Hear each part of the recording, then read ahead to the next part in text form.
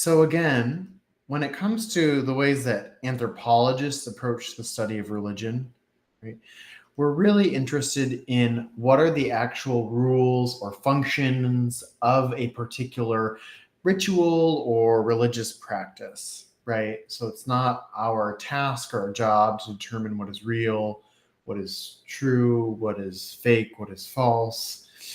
Instead, if it's real to our interlocutors, if it's real to the people that we are studying, that we are working with, then it is what we would call a social fact, right? In other words, that it is real by just the very nature that humans make it real, kind of like race, right?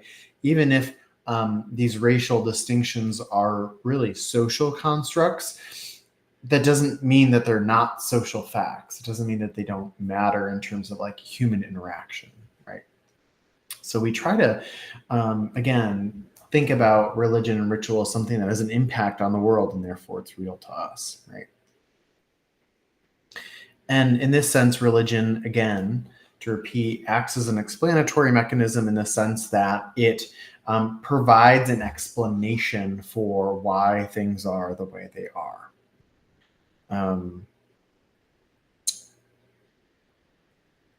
So, for example, our goal is to illuminate an internal logic within a particular religion, right? How should we try to show how religion functions, how it performs a particular function, but also how it gives meaning to people's lives, right? We don't like debate theology or tenets from a Bible, right? That's not our job. It's just simply to see how religion is plays out in terms of how it's in terms of like fieldwork and ethnography, right? It's important to note that thinking about religion as an explanatory mechanism, right? That religion lets people or allows people to explain why things are the way they are, why the world is the way it is. It can be a little uncomfortable for those of us who might practice a religious faith, right? But just because religion might act as a way of or a method for explaining or making sense of the world, doesn't mean that we can't also at the same time be religious, right? You can both subscribe to a moral order, to a religion, and also recognize that religion might perform a certain function. So again, anthropologists study religion as it is lived or practiced by our interlocutors. By the ethnographic real, I mean like how it is that what it is that we see as anthropologists. What do people actually do? Okay, these are important concepts, the ethnographic real and the cultural ideal. Please note these for exams in the course, right? So again, the ethnographic real is what the anthropologist sees that people are actually doing, how they're behaving, right? Whereas the cultural ideal might be what we say we do. What is the ideal situation, right? So for example, let's say the anthropologist is studying a marriage ritual, right? And the anthropologist asks community members, oh, how do marriages or how do weddings work here, right? And an interlocutor might say, oh, well, first we slaughter 3 goats. They have to be white goats. Okay, I'm giving a random example. Right? That would be the cultural ideal. But maybe when the anthropologist goes to a wedding, they see that only 2 goats were sacrificed and they were brown goats, right? And so that slippage between what people say and what they do is important and interesting for us as anthropologists, right? So again, religion might have a function, perform a certain function. It might, for example, act as an explanatory mechanism for people. But just because it has a function doesn't mean that it's not real, right? Again, it's interesting to compare this to the idea of race as a social construct, right? Even though we know that these categories are culturally and socially constructed, doesn't mean that it doesn't have real world impacts. And again, the anthropologist's own religious affiliation, right, shouldn't matter. We are, as anthropologists, supposed to step outside of our own bias and try as best as we can to approach social and cultural questions from a position of cultural relativism, right? So just as we are called to push back against the instinct towards ethnocentrism, we need to push back against our own instinct to import our religious worldview on other people. Okay. So a few key terms here. Religion and ritual. There is a social function to religion.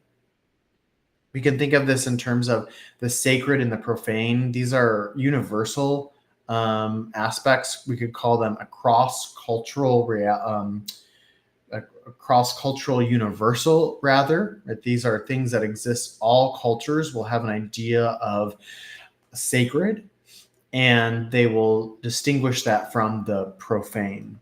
So the sacred is that which is set aside from the everyday. It's special. It's something that's holy.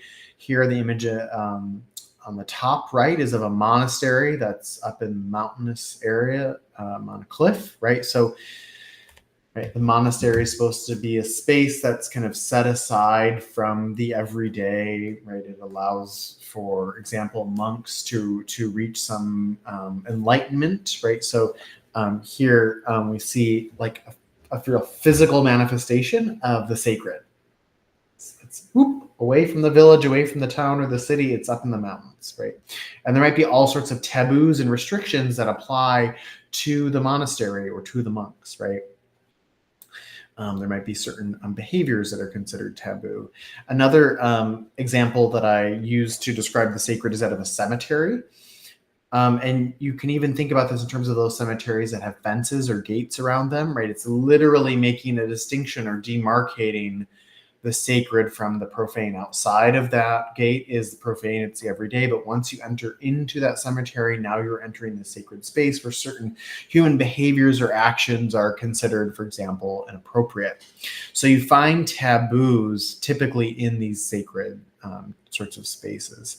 And if a taboo is broken, that could lead to pollution. And by which I mean not like environmental pollution, but kind of ritual pollution, and it might require some sort of ritual to be enacted in order to cleanse that space of that pollution. And so the profane simply means everything else. It's the everyday. It's everything that's not sacred, right?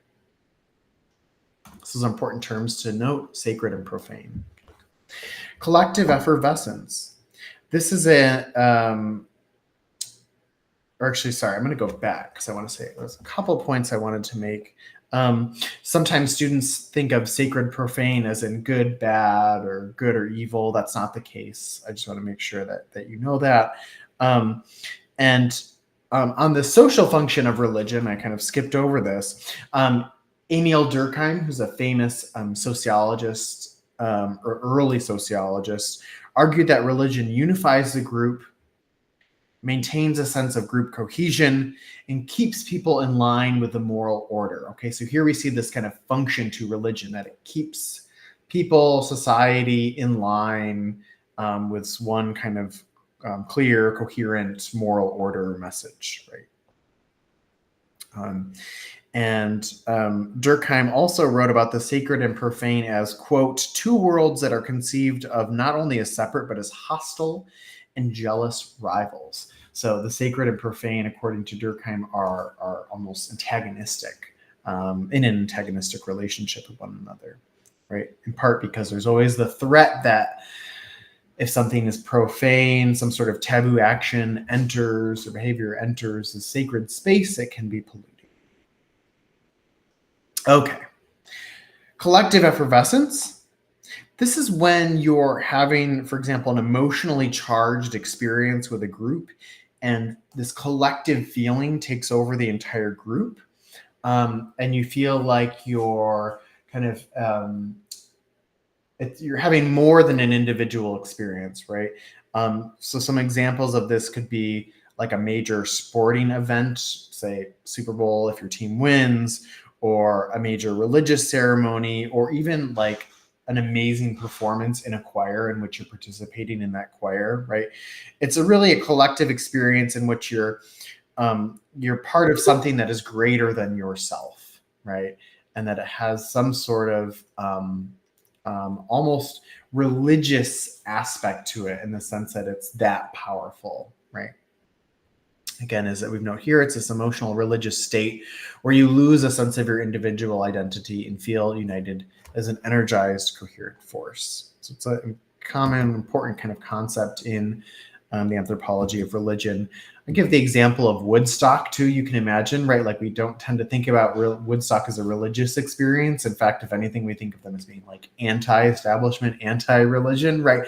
But from an anthropological perspective, right, that collective effervescence that participants would have experienced in that space makes it, in a sense, religious for us.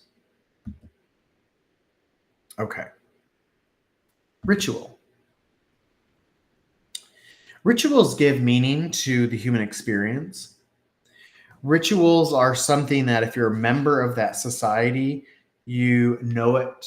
You know that there's a ritual happening when you see it. Like those members who are members of a society have, of course, been enculturated into that society, so they know what their rituals look like. But of course, an outsider might not know when a ritual is occurring versus it's just some other non-ritualized human behavior. Rituals are special, they're marked off, and they're set aside from the everyday, from the profane, right? These are not, they're special in a sense, they are sacred, right? And they always follow a set pattern and expectations that are set up over time, right? So as I've defined it here, it's a sequence of symbolic activities set off from the social routines of everyday life, closely connected to a specific set of ideas that are often encoded in myth. So again, it's sacred, it's formal, stylized, repetitive, and held at set times. They may be secular, okay? So we also have the concept of secular religion, which might seem like an oxymoron. In other words, it might seem contradictory, right? Isn't secular kind of the opposite of religion? You might be thinking, or religious. But the point is that we can see religious aspects of certain everyday forms of everyday life, including certain rituals. So, for example, a presidential inauguration is embodied with all sorts of